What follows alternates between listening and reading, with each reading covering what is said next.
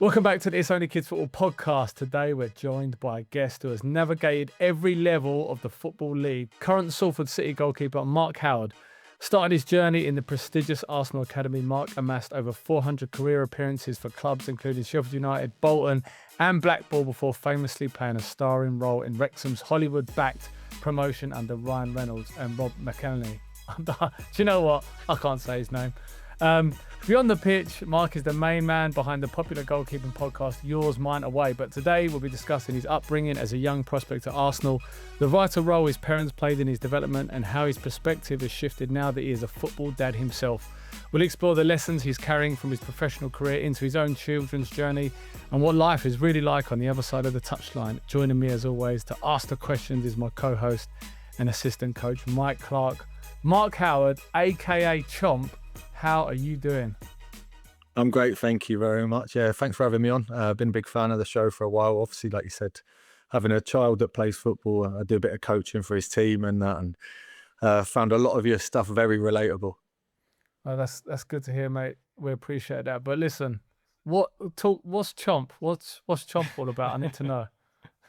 Yeah, it's been my nickname. I went on loan when I was younger up in Scotland. Walked in the dressing room, had a nibble at the first bit of banter, and they said I chomped, and that was it, stuck. And then, I think I was 18 or 19 at the time. I'm now 39, still playing. Everyone calls me it. Managers call me it. Press call me it. All the players call me it. Everyone in football. So it's kind of, I love it, to be fair. It just gives me a bit of an identity as well. Everyone in football knows me as Chomp. Yeah. I don't nibble as much anymore, by the way. I thought when I saw the nickname, that's exactly what I thought it would have been about. That you chomped hard on someone's thrown it out there and you've chomped big time. But I'm sure over the years in the dressing room, you've learned to keep your feelings in tight, not show any emotion to the boys, because you know you're literally gonna get... that. I'm now doing I'm the biggest wind up going now. So yeah, it's turned on its head. So we always when we have a pro on, we love to hear about their experiences playing grassroots football.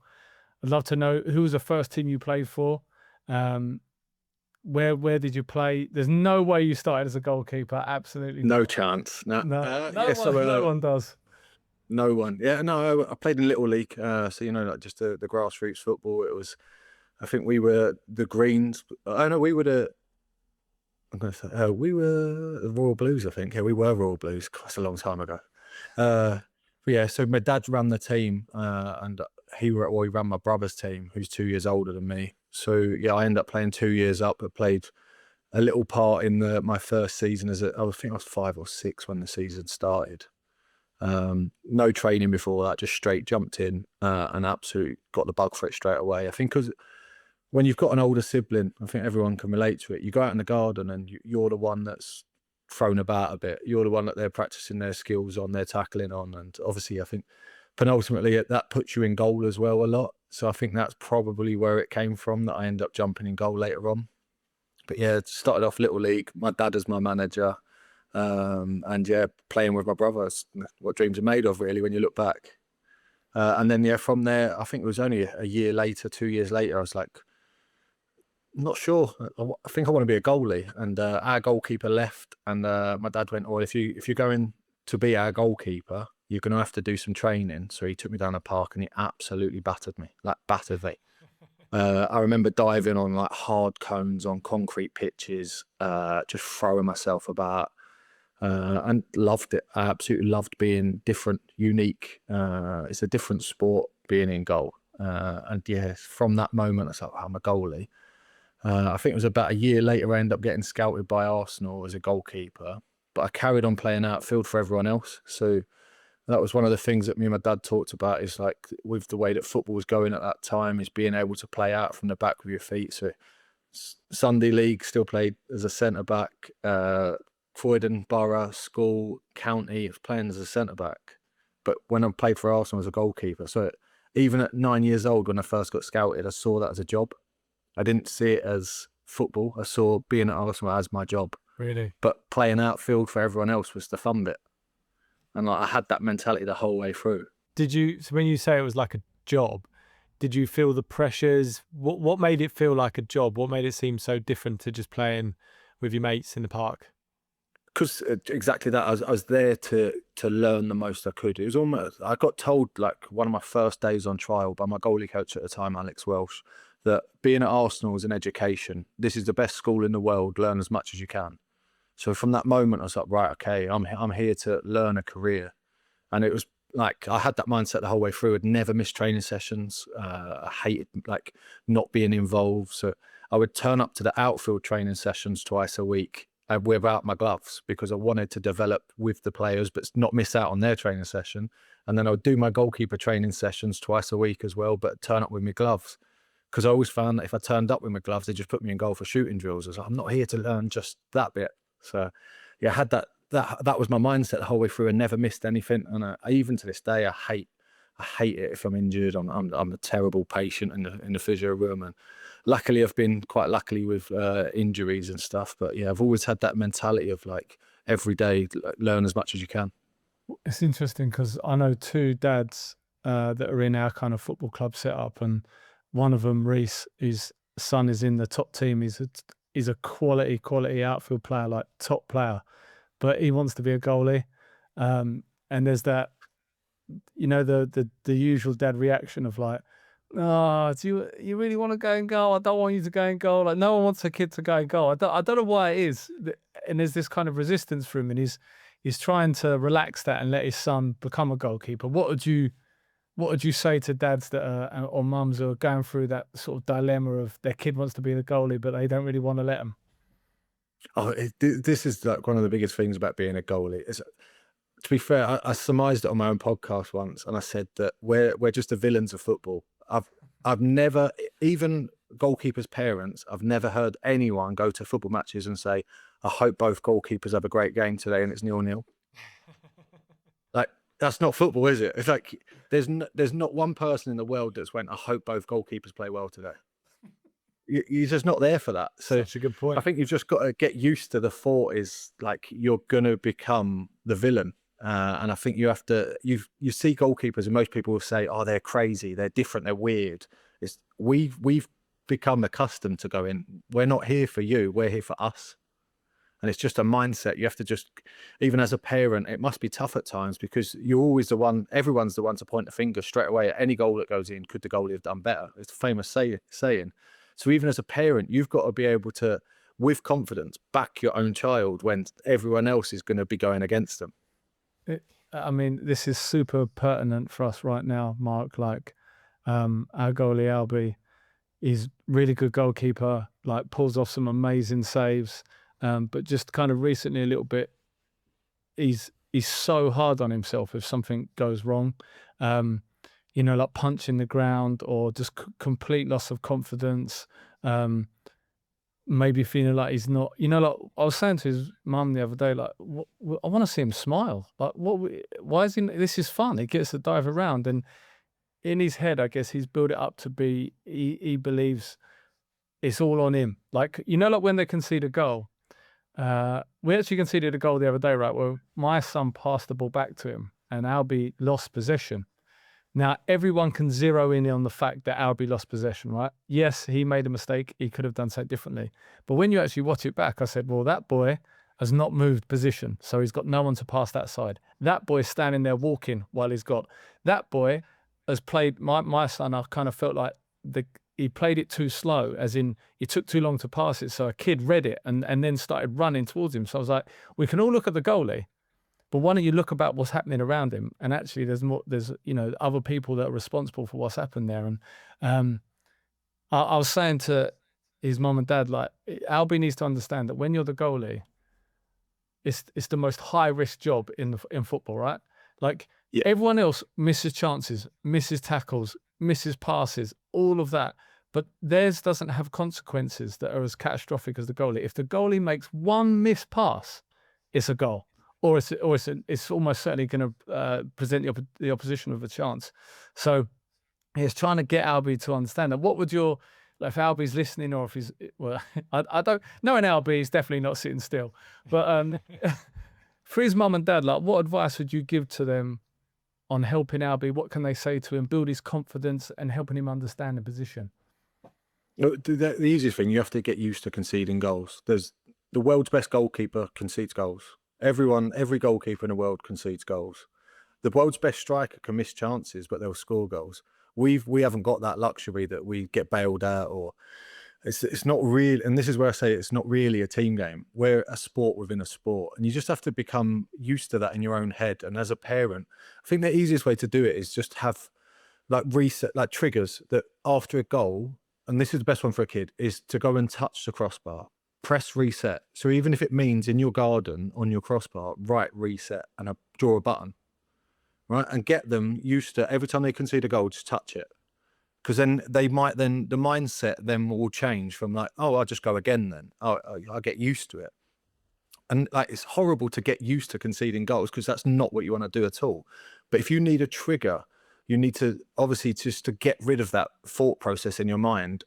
You can worry about after if you do analysis, if you watch any games back. And like you said, it's easy to point the finger at a goalkeeper instead of reflect on what everybody else was doing around him. But at that moment, that goalkeeper's feeling to blame. So how can you change his mindset?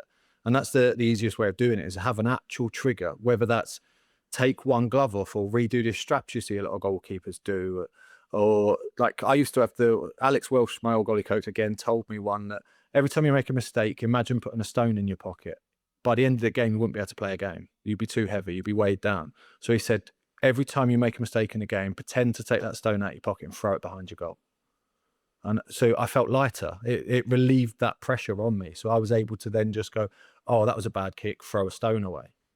And I used that throughout like a lot of my younger career until I had kids, really, until I was able to go, do they still call me dad? Like, what do my kids think if I make a mistake? Do they still call me dad? And that was all I ever then worried about after that. I love that.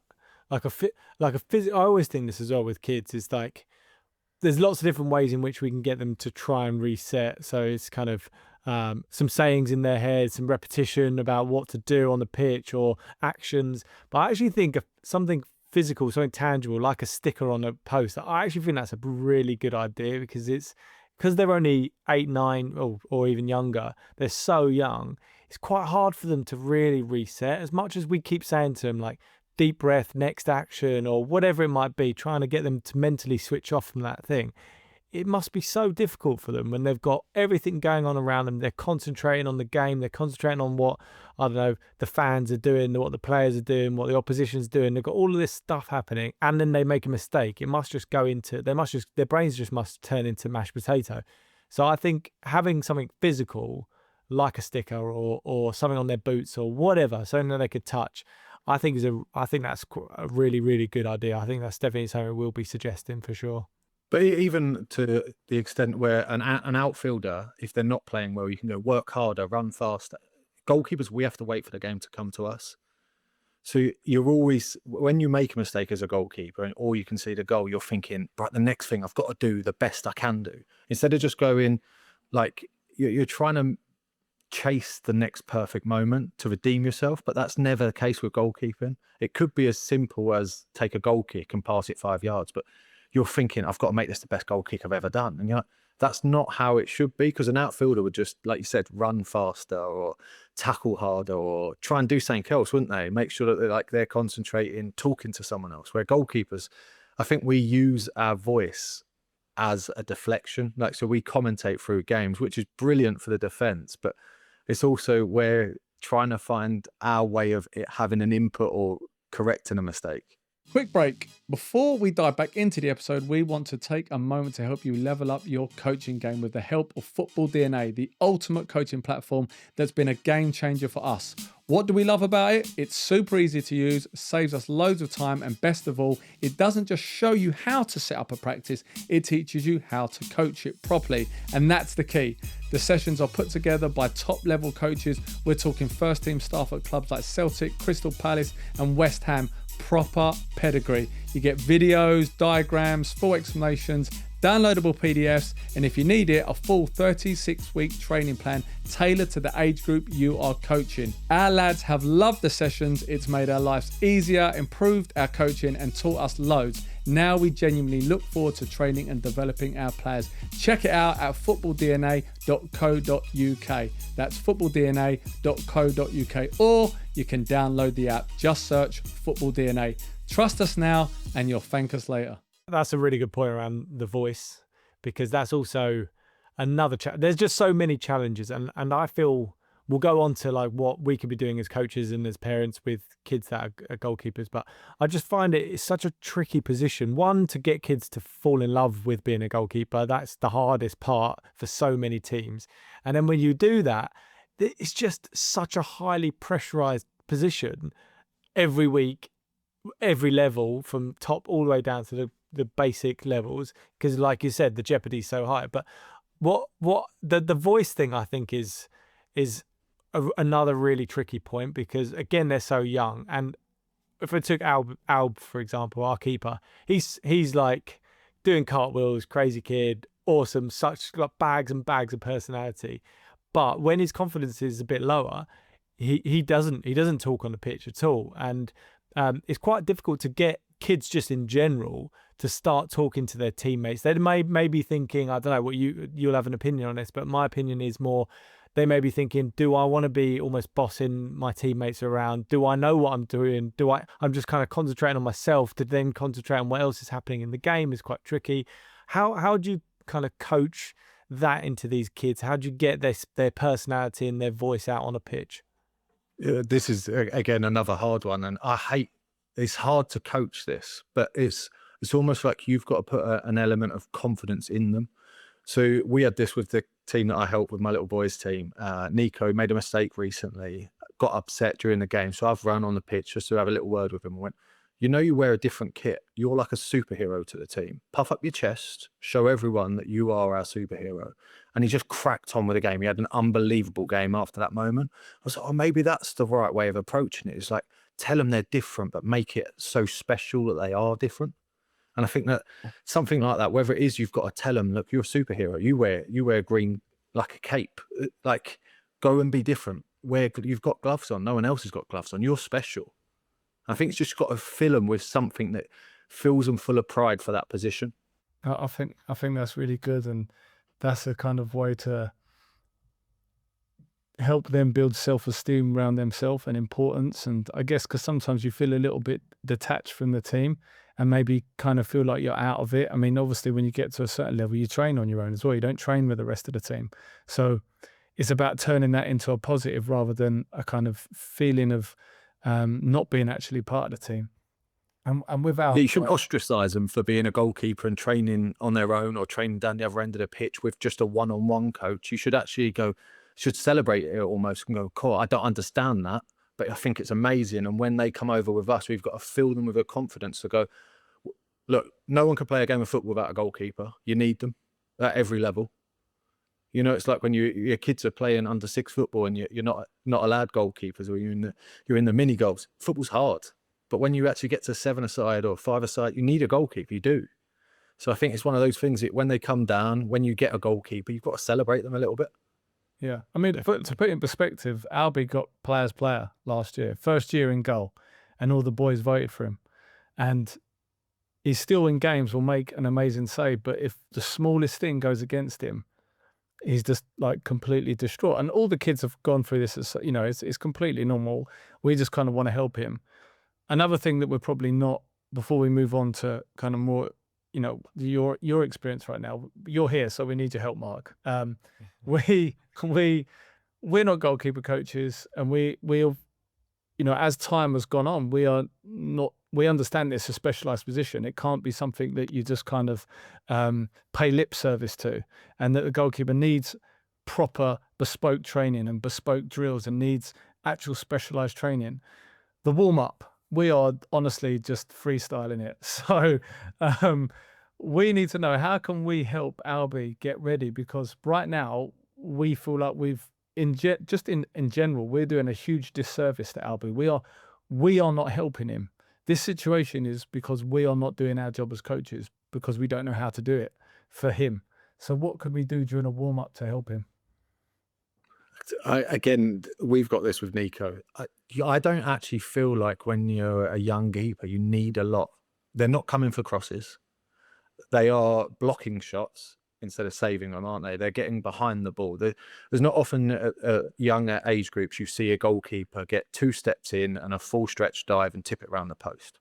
It's very rare. So you need to, one, fill them with confidence and let them be part of the team and make them feel special when you do put them in goal. So our goalkeeper, Nico, he does the rondo with the boys to get his voice, get him involved with the players, get him used to the ball, passing the ball to his own team. And then Tom will take him down the other end. I don't do the goalie warm-up because I feel like it maybe puts a bit of pressure on him. So Tom will take him down and he'll just do a few shots at him just to build his confidence before the players then start shooting. So as a coach, I think that's an important thing, is you get him used to handling the ball or getting his body behind the ball, sometimes using his feet, sometimes using his body, sometimes using his hands. And before you then just let the lads have a little bit of a free-for-all shooting practice. But as long as you're not peppering the goalkeeper and not giving him a chance to get up and make the next save, it's always good to just have one of the coaches by the goal going, right, now get set, get ready, they're going to shoot. And just little gentle reminders of like what he's going to be facing in the game. At such a young age, you don't need to worry about doing crosses with goalkeepers or goal kicks with goalkeepers. You just don't. You just need to make them feel like they're ready to play or they're ready to like be part of the team. Yeah, and just before we move on to like what helped, we want to know about your experience as a kid, because me and Mike often talk about how your experience as a kid are what shape you in the dad and coach that you become. But before we get to that, one last question. I always think I feel for the parents. You know, the parents of the goalkeepers thought that is the worst job to have on the sideline, because every time the ball must go near them, you must be absolutely bricking it because you think, please don't do anything wrong. But what advice would you give to parents, not coaches, parents on the sideline that are watching their son or daughter playing goal? What sort of stuff should they be saying? Or should they just not be saying anything at all and just let them get on with it? How would you handle that situation? I think that praise is the most important thing. Just acknowledgement that they're doing their job well. I mean, even if it's just as much as a shout of the name and a thumbs up, I think it's so important to just give them that reassurance, because like I was saying, you are ostracized. You're in a very isolated position. So you need someone to just back you. I think that's the most important thing. I don't think you need the goalkeeper coaches, the goalie's dad standing behind the goal and shouting at him at every opportunity. You don't need to overanalyze during the game. You just need to make them feel happy and give them reassurance that you're there on their side. So I would always say that the goalie parents should be almost the quietest parent on the sideline, because they're not giving you the oohs and the ahs. My wife's the worst at it. She fully commentates through the games. But like, I think that the goalie's parents, you've just got to give them that reassurance of love, that like whatever they're doing, whether it's good or bad, just go, well done, like you're doing brilliant. And that's all it needs to be. Yeah. No, I think you've reassured us, Mark, because I think the warm up is something I've just been personally really conscious about in the game. Ben does a lot of the warm up with the team, and I've tended to be the kind of one-on-one coach with Alb and our team. But I just don't know whether I'm doing the right thing, because on the pitch, you know, Ben's using the Football DNA app, and we've got all these cool drills happening, and then in goal it just seems a little bit almost, I don't know, basic in terms of what we're doing, and it's quite repetitive. But I feel like it works in terms of just getting them used to it, getting them warmed up, getting them. We chat a lot as well just to see where he's at, and I think from what you're saying, probably can continue doing that, and maybe elevate it a little bit as he gets a little bit older. Yeah, 100%. Okay.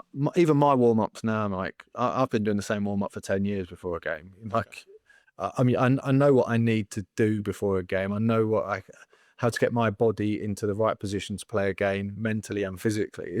So even like you're saying that it's a bit repetitive. Goalies, we are creatures of habit. We like doing the same things. Yeah. So just giving them that little bits of nudges of encouragement is the most important thing. Just reminders, really, that, oh, if this happens in the game today, can you try and play long? Or if this happens and you make a save, make sure you get up fast. It's just reminders. Yeah. The goalie coach that they all go and see separately during the week or weekends or whatever, they'll be the ones that are coaching them. You're there to just get them in a position to be happy to play. Yeah. No, I appreciate that. Okay, so let's rewind a bit from you starting out. So you kind of alluded to it. You played with your brother 2 years up, which must have been a challenge in itself at such a young age because of the differences in sizes and abilities.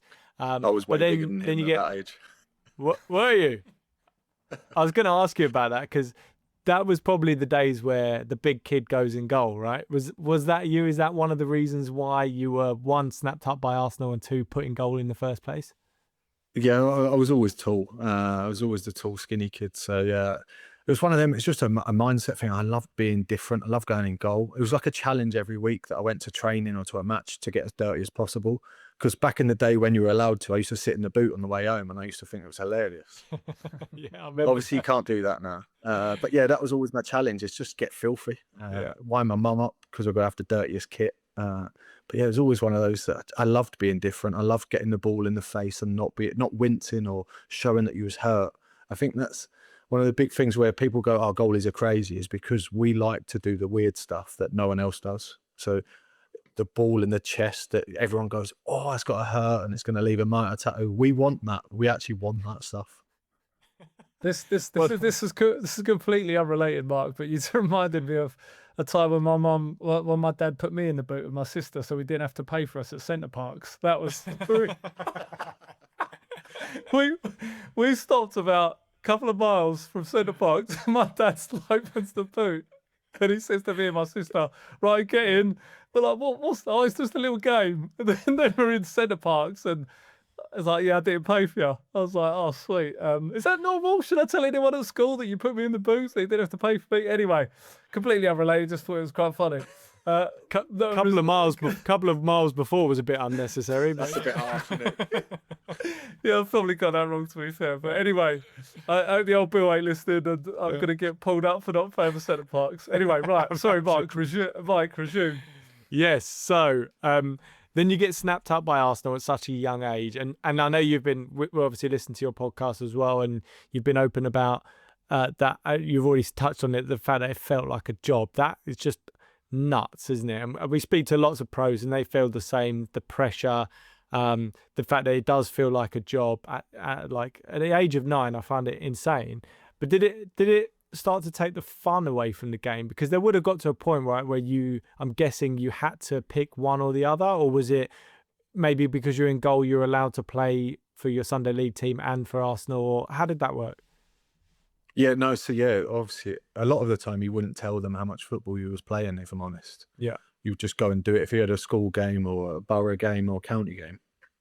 As long as they didn't really find out, they were never obviously going to tell you off for it. But it was one of those, I think they also saw it as the way that football was developing and goalkeepers need to be better with their feet and have better understanding. And they were probably a bit more supportive. And Arsenal being the way it was, especially as the academy was progressing, I think that they understood that, it's a good thing. The more football and the more touches of a ball you're open to, the better. But yeah, I loved playing goal and like proper loved it. But then I got that release as well where I could like stay fit, run around, play with your mates. And so I always thought it was like the best of both worlds. I would never say no to playing football. And if I wasn't playing a game for any of those teams I've said, I'd be down the garages next to my house kicking a ball about until midnight with my brother anyway. So yeah, I think it's just one of them.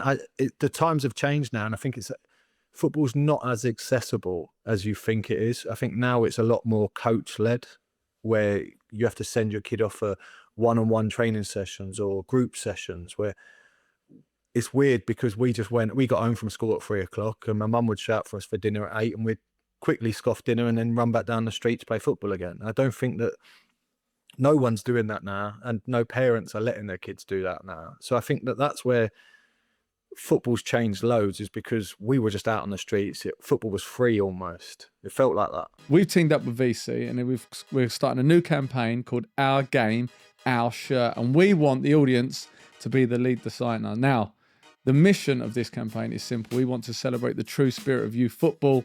This shirt should be a powerful reminder to every adult on the sidelines that this game belongs to the kids and not the parents. Now, how do you enter this competition? I hear you all shouting at your podcast players. Well, firstly, you need to get the submission form, and you can do that by going to the link in the show notes or the description. Now what you get, you'll get this PDF of like the shirt design or the space where we want you to design your shirt. We want you to get on that, be creative, design your shirt, and then send us the form back and your designs. You can do that to It's Only Kids Football Podcast at gmail.com or DM us on social media. We are going to judge the shirts along with VC. We're going to pick the top 4 designs and then we're going to put that to a public vote. Now, what do you win other than creating something absolutely amazing that everyone will be able to see and getting your voice heard? Your shirt will get professionally manufactured by a VC and sent straight to your door. And then the shirt will also hang in the It's Only Kids Football studio. So you're going to be able to see it here in all its glory. That kind of street footballer, it's just so rare in the modern game because this just doesn't happen. And it happens in other countries. You know, you look at South America and they still have a lot of this happening. But certainly here in the UK, it just doesn't seem to happen. And they're kind of one-on-one coaching or the more professionalized academy setups that just seem to pop up absolutely everywhere. And they are very accessible for many people. You know, if you can afford to send your kids to these types of setups, and because they're just on every corner, right? And you know, we send our boys to them, and we absolutely love the academy setups and the training that they go to. I think that's really, really helped them. But I would also love to see them a little bit more, just, you know, out with their mates, just having fun.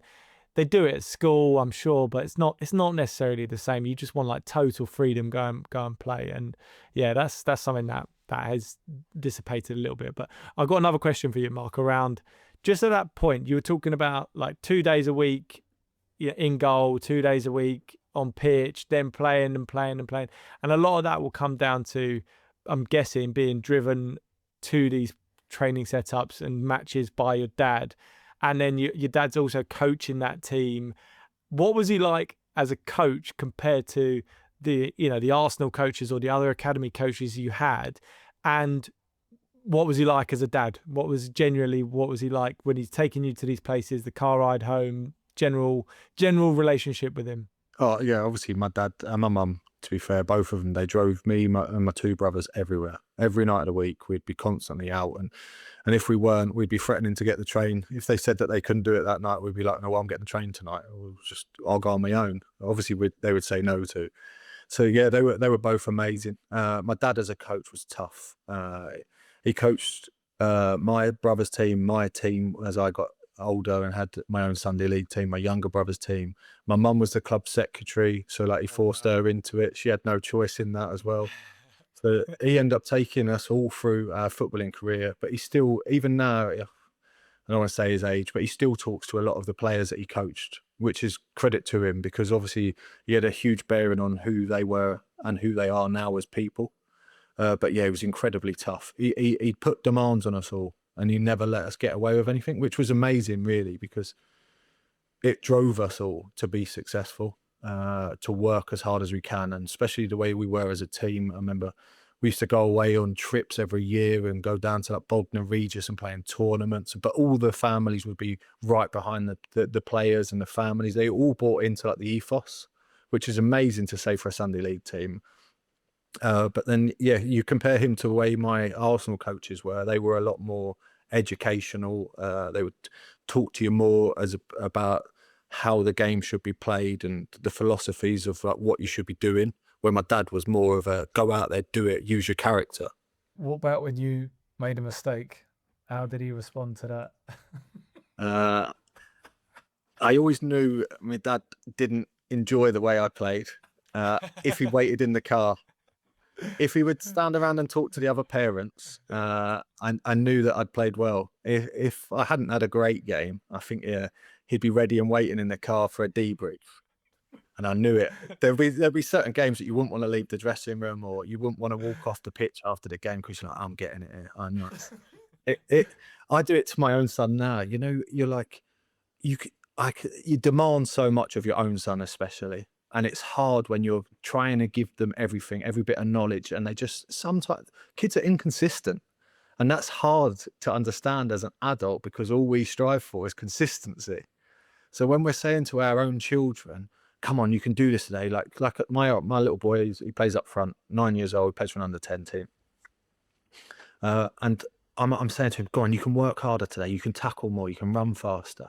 And there'll be times where he's like doing loads of great things, but like you see the negative in your own child instead of going, oh, I don't mind that you didn't do that today because you did this instead, but you're still going, you can do more, you can do more.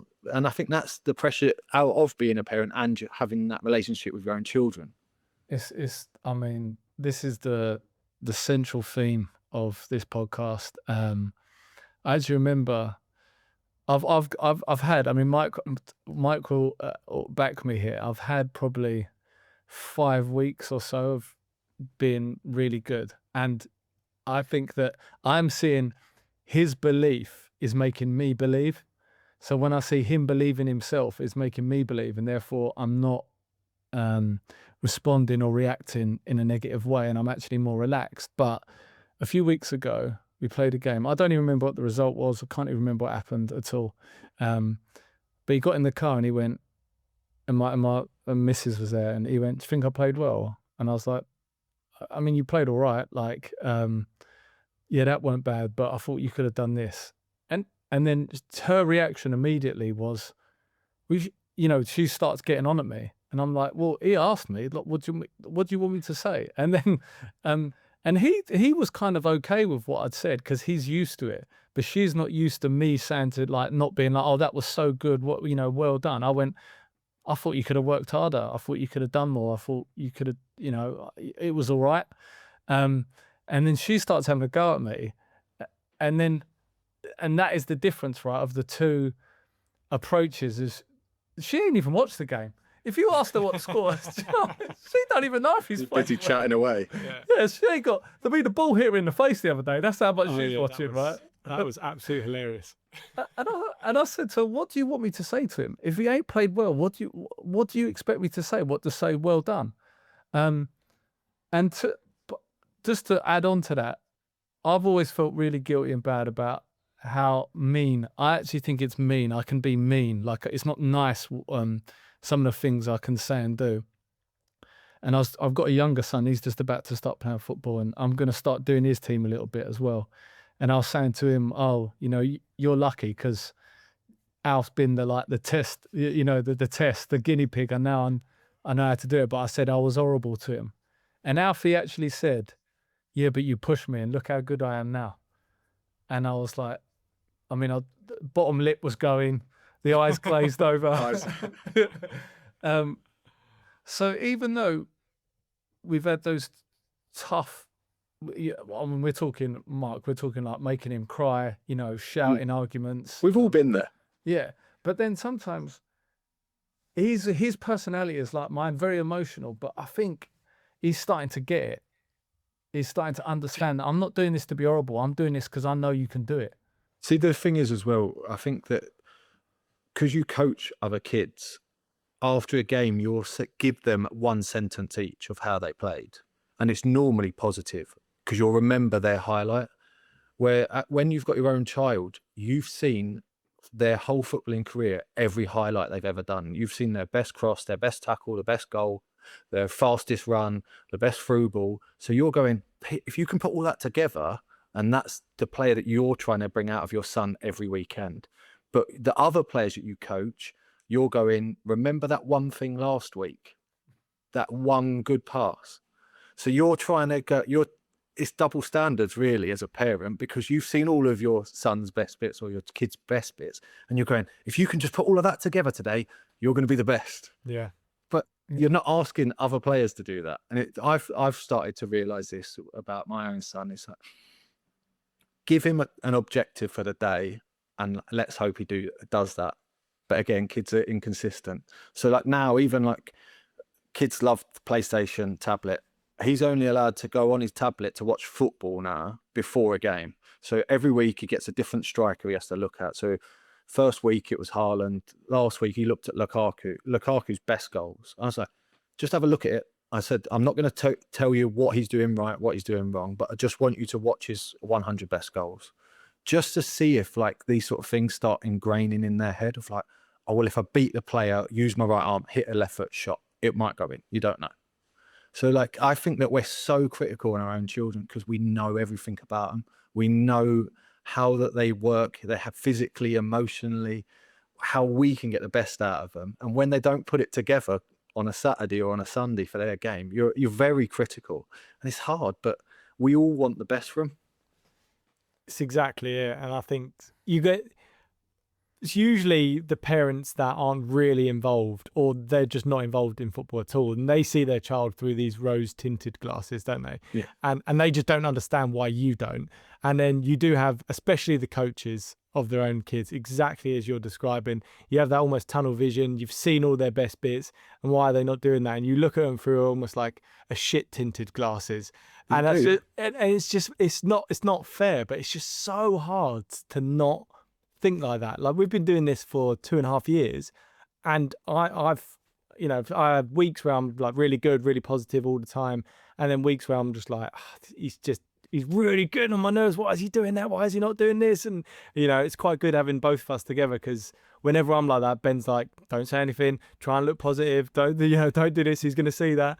And then I get him in the car and I let loose when Ben's not there. But that's but we haven't sometimes it really makes me laugh, because I know that I'm not meant to laugh, but I think the ball went back to Raf and he miskicked it, and Mike just went, fuck my life, and I was laughing. And I was just cracking up, and I was like, he was actually angry, but I just found it really funny the way he said it. But you see, even like being a professional footballer myself, I'll do stuff in a game, and I'll take a goal kick and I'll kick it out of play. I say the same things to myself. So then, like, you're like, well, if I can make mistakes at the level that I'm playing at, why am I being critical of a 10-year-old or a 9-year-old? Go Cardless makes collecting payments simple with automatic direct debit. Membership fees come in on time every month without watching parents dig through their pockets only to find a crisp packet or race into the cash point while you wait in the rain. There's no more, I'll give it to you next week. You can just drop a link into your WhatsApp group and bingo, payments are sorted. It handles the admin too, automatically keeping track of who's paid, what's outstanding, and retrying any payments that didn't go through, helping your club keep a steady cash flow for pitch hire, kits, and equipment. You can even pause or adjust payments when families need flexibility, keeping your club supportive and inclusive. Go Cardless takes care of the money so you can focus on running great sessions and growing your club. You know what it is I was thinking this as well. One of the mums in the team, she said to me that you see Alfie as you, and you see Charlie as Carrie. So Carrie's my missus and Charlie's the youngest, and he looks like her, and he's very much like her. Alfie looks like me. He isn't bald, but he does look like me. But his personality is really like mine as well. And I've often said to him, I think that I get angry with you because it's like I'm talking to myself. So like, I see you do stuff that I do that I don't like. And I'm not only am I annoyed that you're doing it, I'm annoyed that I've passed that habit on to you. It's like almost like I'm angry at myself that the reason he's talking to your younger self, trying to coach yourself to be better. Exactly. I was like, it's making me angry that it's there for you. Like, why are you not doing this thing? And by the way, he is like loads better than me when I was his age. He's like, I'm like super, I do tell him this as well. Like, I'm mega proud of him. Like, I'm so pleased of what, he's only 9 and he's doing really well. But I've often described it as like, it's like an itch. It's like an itch with your own kid. Like, you'll be walking to the car thinking, don't say anything, be positive, don't mention that. The door closes. I look at his face. He's like, and I just think, why did you do that? Why? And I think, the thing that annoys you the most is I always say to him, I'm not bothered about mistakes. Like, I mean, don't get me wrong, they irritate me, but I can live with them. What I can't live with, what irritates the life out of me is when you ain't willing to die out there. Like, you've got I want you to take the ball in the face and just get up and that's it, whatever, I don't care. I want you to smash everyone. I want you to dive in the way of everything. I want you to come off. You want to puke because you've run so hard. That's what I expect. That's what I want. And when I see him sort of, me and Mark were talking about it the other day, where you like, it's a corner and you're like, Mark before. He's standing 10 yards away. And then he looks at you and goes, I am. No, you're not. You're not marking him. You're 10 yards away. And then the ball goes to that kid and he scores. And you're like, oh, for fuck's sake. I mean, because our boys, they play at the back. But what's it like when you're watching your boy? He's a striker, and if he misses a chance, or the game's on the line and he could win it, or that kind of moment. What is that like for you? I enjoy these moments, I think, and I think he does. I don't feel like he sees pressure the way that obviously it changes as you get older. But I think he's still got that air of like aloof about him, which I love. That he'll miss a chance, and then the next thing he'll do is try and shoot from the halfway line, as if he didn't just miss one from 3 yards. Which I think in a child is brilliant. The innocence of a child is brilliant, and that's what I'm proud of him for. That it's just that it doesn't get disappointed. Even though I get disappointed after a game, like you're saying in the car, you'll go to him, "Oh, how did you miss that chance?" And he'll go, "Did anyone see that cyclist nearly fall over?" And you're like, "What are you on about?" But I think that's what's brilliant about having a child is like they'll just anything that's on their minds is just they'll say it, and I don't think that they see it as pressure when they're younger, which is amazing. I think it's you want to keep that for as long as possible. I can't remember when I started feeling pressure or getting nerves. So I think that it probably would have kicked in when I was about 13, 14.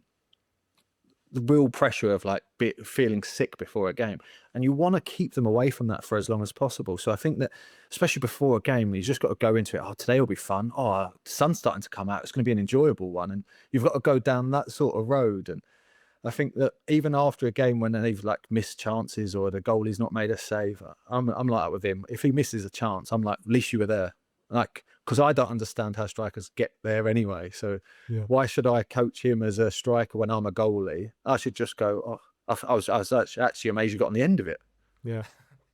It's such a good point. When you're trying to get them away from those nerves by being positive, how are you feeling inside? Obviously, you've had some very important matches for yourself. When you've got your 9-year-old playing in a cup final or an important game or against the rival, how are you feeling in those situations? No, I pace up and down non-stop.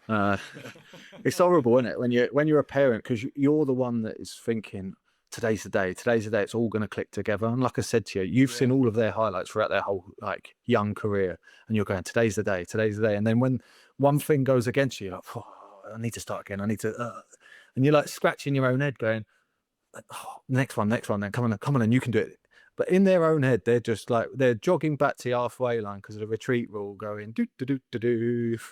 They're not bothered. So you just got to almost try and enjoy that moment of like, they don't see it like that. You've just got to say, right, go on, then get the next one. So I've definitely been guilty of this in that my son will come off and he'll literally be like, do, skipping off, no care in the world, and we've just lost the game. But there'll be some kids that'll be really upset. And I've definitely been guilty in the past of being like, see, look at them. They care. They give a shit about losing this game, and you don't. You've come off and you don't care.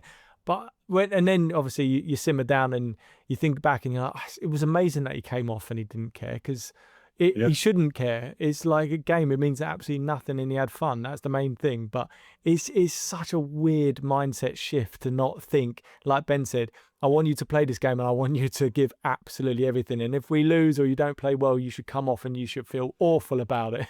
Like, why does that come into your head as an adult? I think it's because we're naturally competitive as you get older. So it's installed in you. So the competition aspect of, or if you haven't done enough, if you haven't got a sweat on your forehead or sweat on the shirt, like you haven't done enough. I think as kids that you've just got to keep that bit of like, it is what it is. Some days they're going to be brilliant. Some days they're not going to be brilliant. But you've just got to, if you're consistent as a parent and you're giving them everything that you've got and encouragement, and sometimes they need to be told the truth, the negative aspects of it, and to try and draw more out of them. I feel like we're all guilty of it. We want the best for our own children, whether that's football or whether that's in the classroom, or he could have a race with his sister and I'm willing them both on. You know what I mean? We're naturally competitive as adults that we want the best. I'm glad you brought up the fact that he has a sister, because I want to know if you're different with her than you are with him. Oh, yeah, definitely. Definitely. To be fair, she's amazing. She gets dragged around and that, and goes to all of his matches. She's sat in a chair, normally wrapped in blankets, trying to keep warm. And like the first thing you do is you get in the car and you praise her for coming. That's what we always do, me and the missus. Let's get in the car, go, Bonnie, thank you very much for coming today. It was great that you're out here supporting your brother. I think that that's also an important message for him when we do that. Is the first thing we talk about is not about the match. It's about your sister was here supporting you. She doesn't have to be. So I think that that's one of the things that we've always done. And I think that we'll always try to do is like praise something else or give her a little bit because she's been carted about. And I think we're all guilty of that. How old is she? She's just turned 12. Okay. So yeah, she was into hockey for a bit and she loves it. She does it through school and stuff, but she was in the team. But I don't know if you know much about hockey, but the games are far. Oh, right. You have to travel a lot for Yeah, it. so like obviously we live in Preston, but there was games up in Carlisle, down in Chester, South Manchester. They're all over the gaff, and Right. that's a Saturday afternoon at 3-4 o'clock when I'm generally playing. So that became really tough on my partner. And did she ever show any inkling into playing football? Does she ever show any interest? Only against her brother. Oh, really? She is so competitive. Yeah, so when they're out in the back garden, she will kick him about. It's brilliant. I love it. She joins in sometimes when we do like an individual team training session for the team. She'll join in the five-a-sides at the end, and she is booting booting them. She's like she don't take no prisoners. She just goes through them. But it's great for our younger lads that are going, oh my God, I'm getting kicked by a girl. And I don't mean it as in a disrespect. I'm just pleased that she has the confidence to just join in and not be intimidated. 100%. I was thinking about this the other day, how our boys will grow up with there not being a kind of noticeable difference. Like when I was a kid, I didn't meet a girl that played football until I was in my 20s. I never met one that played football until I was a lot older and I was coaching and I met a girl who played for Arsenal. But that's what I mean. There wasn't anyone who played, just a kind of Sunday league team. The only girls you knew that played were girls that played at a decent level. And that's not going to be the case for our boys. We play teams all the time where the girls are playing in the team and they're brilliant. And they are brilliant, yeah. Yeah, they're top players. And I always think I love that. Like I'd want to, if I'd be saying to that little girl, like, they think they're bigger and stronger than you. Go out there and let them have it. Like, I love that. I love that they're going to grow up with that. I think you do see that when you see the mixed teams now. Is the girls are the ones that are game. They're more competitive. They really want to prove a point. I think that's amazing. Like it would have been so different, 15, 20 years ago when you played against a girl. You'd think the opposite, wouldn't you? You'd be going, I'm going to get stuck in today and make sure that she doesn't embarrass me. But I think now that the girls are so competitive, and I think the parents of the females are so much more supportive. They take them to more training sessions and they individualize it a lot more, which I think is why that you see the mixed teams now and the girls doing so well in them. Yeah, I agree. So I've got a 5-year-old girl and I'd love for her to play football, but the law of gymnastics and dance and all the other sports that she's playing that my wife takes her to, because my wife doesn't understand football, doesn't watch football, doesn't like football, and that's their kind of bonding experiences through the sports that she likes, and obviously my daughter absolutely loves it, and now she's already fallen in love with all of that. So it's really difficult to get them that initial step into football is really quite difficult. But then I have heard lots of stories of different parents that have got their daughters into football at the ages of like 10, 11, 12, older. So I'm not losing hope. I'm going to do it one day because she's a bit like your daughter, Mark, in that she's only 5, but she will kick the shit out of everyone inside. But what I'd like to know, Mark, is like what we spoke about a lot on this pod is how the experience of being in this like has changed us, or we behaved in a way that we didn't expect ourselves to behave, which is kind of naive really, because you're always probably going to end up behaving a little bit like your dad. But I definitely always had in my head that my dad was way too hard on me. Like he should have built my confidence up more, and that's what I'm going to do. And I haven't done any of that. I did exactly what he did. You got Alfie in the boot going to Centre Parks. How bloody expensive it is now. You're not wrong, mate. I wouldn't blame you either. Yeah. I'll go in the boot with you. Anyway, get ads off centre backs for this. Yeah, by the way, centre backs. If you would like to pay us to say that it's not expensive, we are absolutely happy to do so. But with my son, I kind of behaved in a way that I became my dad, and only through we've nearly been doing it 3 years, I've definitely changed. Like I've got better at it, but I am still quite demanding and challenging of my son. Has this experience, have you behaved in a way you didn't expect? Have you seen things from yourself you didn't like? And have you developed and got better as the years have gone on? Yeah, so being a footballer, I didn't ever want to put pressures on Bobby to play football. So almost to his detriment, I never pushed him from a really young age. He only started football at 7, I think. So he's only been playing football for 2 years, but I never ever wanted to take him until he wanted to go to football. I think that when your dad is a footballer, there's going to be immense pressure on you to make it no matter what. So even now when he plays in his team, I think some people, other parents, other players probably expect more from him because his dad is a footballer. And I think that's something that I'm trying to help control, because I'm just trying to make football as fun as it can be for him and make sure that he's enjoying it all the time. And that's the only thing that I ever put pressure on him to, is if you're not enjoying it, we won't do it. Like, it's up to you, and he loves it, luckily. So I find it's hard sometimes when other parents are going, oh, but you must be doing this and you must be doing that. I'm like, yeah, but that was my journey. This is his journey.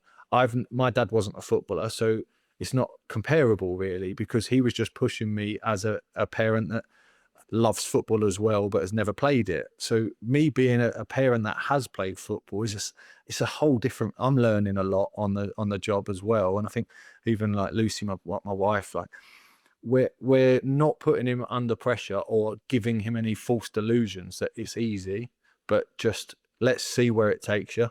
And I think that's the most important thing for any parent listening, is that it's so hard to make it as a footballer. Like, it's so hard. So don't put them under the pressure that it's like the be all and end all. You've just got to still make sure that they're enjoying it and getting the most out of it. And if they're going to play at any level, if they're going to be healthy and happy, that's the most important thing. Absolutely. And that's definitely something that we have learned to put at the forefront of our objectives for our son and our team. Was definitely, we were completely obsessed with like the result and made it all about us. It was our ego. Are we winning? It was about us and how we were succeeding or failing, not about actually why are we here in the first place. And like I say, it's been having conversations like this, talking to loads of other coaches, ex-pros, other dads, that is what enabled us to get to this point. I don't know if we would have got to that point without having these conversations, because it's the relatability that you have with other people and then trying to kind of find a solution that helps you do that. Whereas I think you can sit on it yourself a little bit too much if you're just, you can go away and behave bad, but you're kind of in an echo chamber where you're only listening to your own opinion. So it's good to have those conversations. If you're involved in running a grassroots football club, the football part is easy. It's the admin that takes over your evenings, weekends, and sometimes your sanity. We're excited to partner with Love Admin, the super simple club management platform designed to take all that admin stress off your plate. Whether you're managing a youth team, a community club, or a full academy, Love Admin helps you run things smoothly without drowning in spreadsheets, WhatsApp groups, and late night payment chases. Love Admin handles memberships and registrations, automatically collects payments on time without you having to chase anyone, keeps all your messages to players, parents, coaches, and volunteers in one place, helps you organise volunteers, and gives you clear reports so you always know what's happening across your club. If your club's been saying there has to be a better way to run this, there is. It's Love Admin. This conversation has been fantastic for so many parents out there, especially the start bit. There's so much great stuff in there for young goalkeepers that's going to really help them. We're definitely going to apply some of that ourselves.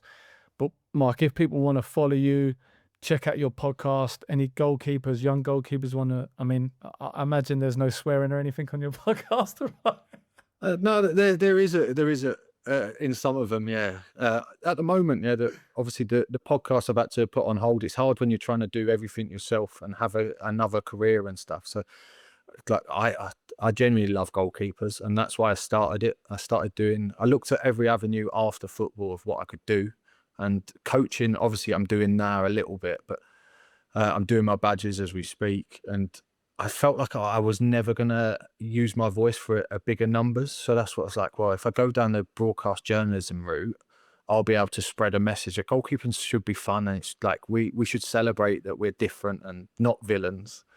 And then that was it. Yeah, I started a project of like the podcast, and I was like, I loved it. I loved doing the pod because it's just goalkeepers from every level, walk of life, backgrounds, and just celebrated us. But yeah, in terms of socials, yeah, you can find me anywhere.